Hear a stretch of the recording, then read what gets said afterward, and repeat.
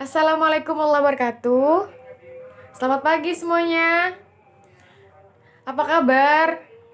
Alhamdulillah, semoga kita selalu baik dan semoga kita selalu berada di lindungan Allah Subhanahu wa taala.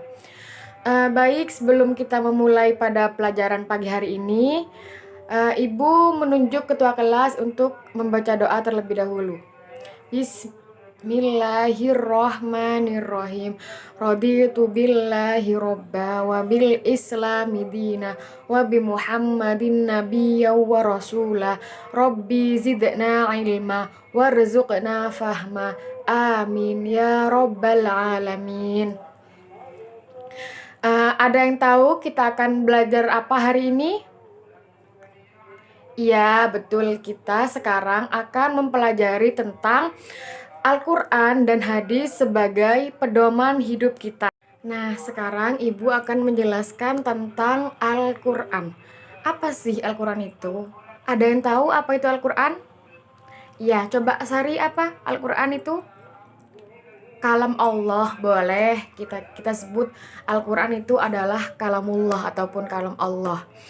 Ibu akan menjelaskan tentang definisi dari Al-Quran, yakni pengertian Al-Quran adalah dari segi bahasa, yakni adalah bacaan. Nah, dari segi istilah, yakni firman Allah yang diturunkan kepada Nabi Muhammad SAW melalui perantara malaikat Jibril, dan maknanya itu secara berangsur-angsur sebagai pedoman hidup umat manusia. Nah, mengapa kok berangsur-angsur? Jadi, Al-Quran itu diturunkan tidak langsung 30 juz seperti itu anak-anak. Kan yang seperti kita tahu Al-Quran itu ada 30 juz. Nah, jadi penurunan Al-Quran itu tidak langsung secara 30 juz, melainkan berangsur-angsur ataupun bertahap. Jadi, kejadian demi kejadian itu sesuai dengan ayat-ayat kejadian yang dulu kita pernah alami seperti itu. Jadi Allah menurunkan Al-Quran itu secara berangsur-angsur ataupun secara bertahap seperti itu. Mengapa kok disebut bacaan? Seperti ayat pertama kali yang Allah turunkan kepada kita, yakni Iqra. Apa artinya Iqra? Yakni bacalah. Jadi kita sebagai umat manusia memang diharuskan untuk membaca, karena membaca itu adalah sumber ilmu ataupun sumber pengetahuan bagi kita. Jadi kalau semakin kita banyak membaca, semakin kita banyak mengetahui ilmu seperti itu. Yang selanjutnya adalah keistimewaan Al-Quran. Apa aja keistimewaan Al-Quran itu? Sampai Al-Quran itu kan sebagai pedoman bagi kita seperti itu. Adapun yang pertama, yakni Al-Quran memuat ringkasan dari ajaran-ajaran ketuhanan yang pernah dibuat oleh kitab-kitab suci sebelumnya, yakni seperti kitab Taurat, Injil, dan lain-lain seperti itu kan ya. Yang kedua, yakni Al-Quran memuat kalam-kalam Allah yang dijadikan pedoman hidup manusia sepanjang masa, sehingga Al-Quran memang dikehendaki oleh Allah itu kekal. Jadinya Al-Quran itu dikehendakinya memang kekal, jadi tidak akan hilang dan tidak akan berubah sampai kapanpun. Makanya Al-Quran itu mengapa istimewa? Karena Al-Quran itu tidak akan dari zaman dulu sampai zaman sekarang itu Al-Quran tidak pernah berubah. Sama sekali tidak ada yang berubah dari segi maknanya ataupun dari segi bacaannya. Dan Al-Quran itu akan kekal sampai selama-lamanya seperti itu. Adapun yang ketiga, yakni Al-Quran adalah sumber ilmu pengetahuan, sehingga seluruh fenomena yang terjadi di alam semesta yang merupakan ciptaan Allah juga tidak akan pernah konduktif dengan apa yang dia ciptakan seperti itu. Jadi Al-Quran itu adalah sumber ilmu bagi kita. Jadi mau kita sebingung apapun, jawabannya tuh pasti ada di Al-Quran seperti itu. Jadi dari kejadian-kejadian yang lalu ataupun yang sekarang itu semua sudah ada penjelasannya nanti di Al-Quran seperti itu. Adapun yang terakhir, yakni Al-Quran diturunkan oleh Allah SWT dengan suatu gaya bahasa yang istimewa, mudah, dan tidak sukar bagi siapapun untuk memahaminya seperti itu.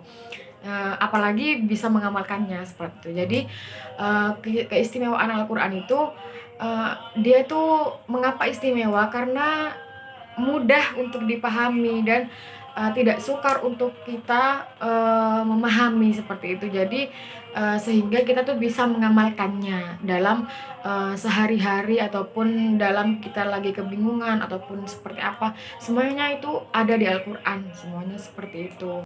Nah, selanjutnya yakni fungsi Al-Qur'an. Nah, apa sih fungsi Al-Qur'an itu? Yang pertama itu sebagai sumber ajaran atau hukum Islam yang utama. Jadi Al-Qur'an itu hukum Islam, hukum kita yang pertama kita menjadikan patokan itu adalah Al-Qur'an, seperti itu.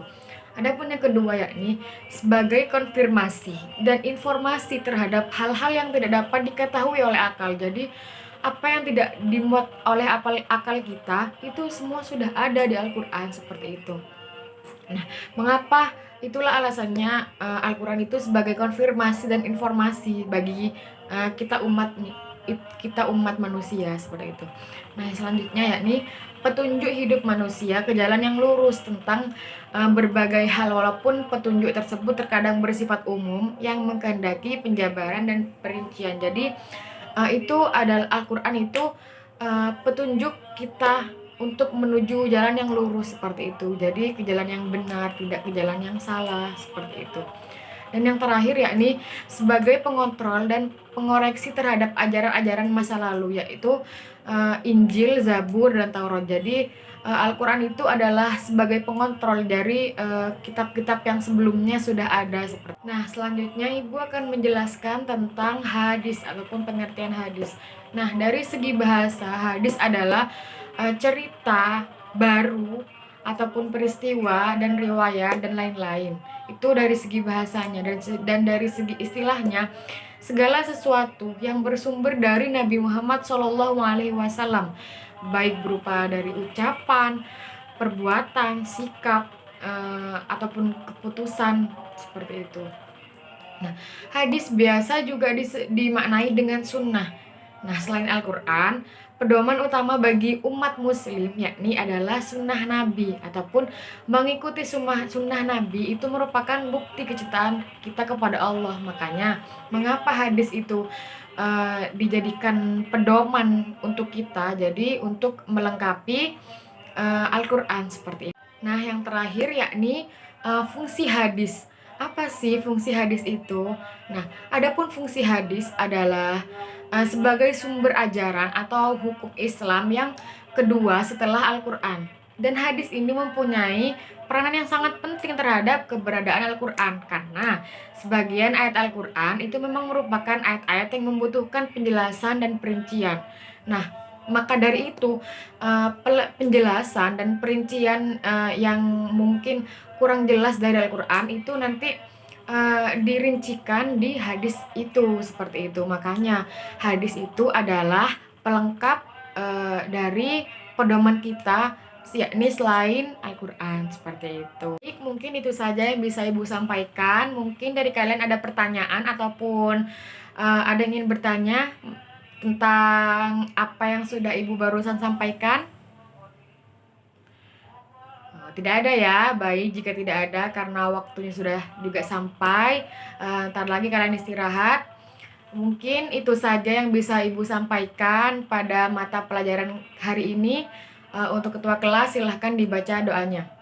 Bismillahirrohmanirrohim. Wal asri innal insana lafi husrin illal ladzina amanu wa amilus sholihati wa tawasaw bil haqqi wa tawasaw bis sabr. Alhamdulillahirrahmanirrahim. Semoga ilmu yang kalian dapat bisa bermanfaat dan barokah dan bisa diamalkan juga ya. Baik, terima kasih. Assalamualaikum warahmatullahi taala wabarakatuh.